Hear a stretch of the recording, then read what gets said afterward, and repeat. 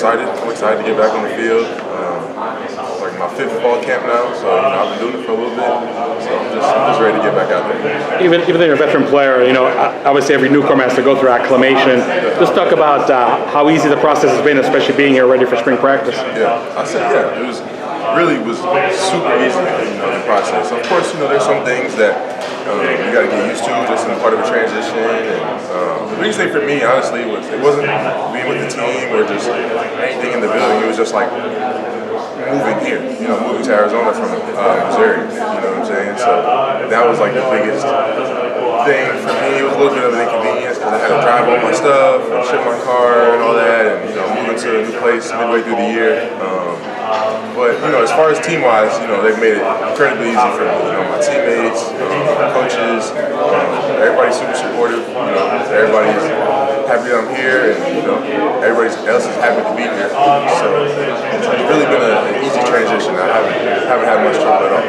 We obviously saw in the spring flashes of what you and Jalen can do in the passing game. Does that put like an extra pep in your step, really to be part of a tight end group that's going to be probably a focal point in this passing game? For sure. I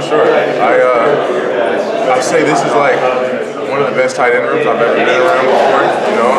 My freshman year of college, I was part of a really good tight end room. I had a couple guys who are playing in the NFL right now. After that, I feel like this is about the best tight end room I've been in besides that one. Our offense revolves a lot around the tight end, and this is the first time I've ever been in an offense like that where there's a huge emphasis on the tight end in the pass game.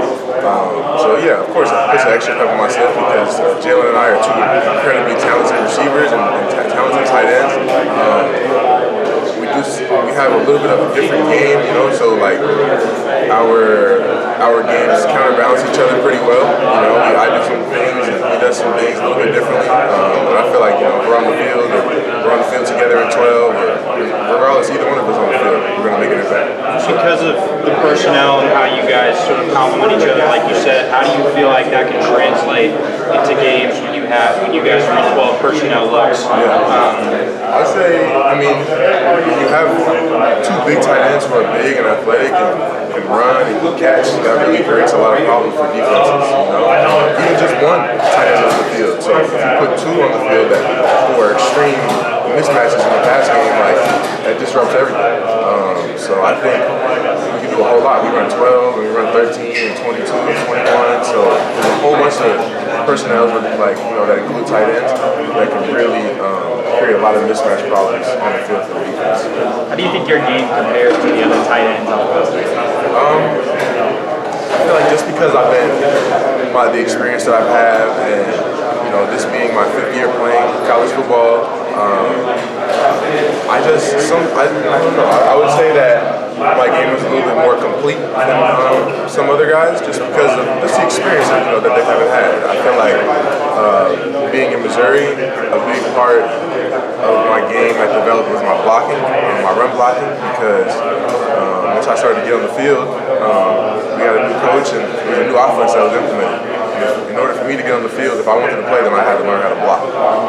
So that was the biggest thing for me. So I feel like in the room, blocking-wise, I feel like I might have a little bit of an advantage just because I've done it so much, and I've played the last 2 years and had to block in the SEC. So I feel like that's a part of my game that's a little bit different than some other guys in the room. I take little pieces from everybody else in the room as far as the pass game. Being in Missouri, I was never really asked to run a lot of routes down the field. But coming into Missouri, that's what I did. I was a big receiver, a big tight end. But my last 2 years playing there, the offenses didn't include throwing the ball to the tight end. So, I take little bits and pieces from Jalen. Jalen's a really good receiver.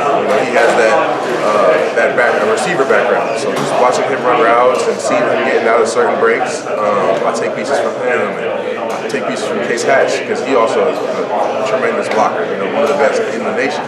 So I feel like I can just take bits and pieces from everybody's game and just kind of implement it to mine. And I feel like they can do the same with me, by watching my film. They can take some things that they want to work on and try to implement into their game. Has developing that receiver skill set, that's something that has been one of your biggest challenges this offseason so far? Developing a receiver skill set? Yeah.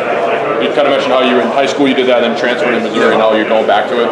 No, I don't think developing a receiver skill set was like something that was challenging in the offseason. It was just like, I feel like I'm a natural pass catcher, and I love to run routes, and I just love to be down the field and love to see the ball just go up in the air so I can go get it.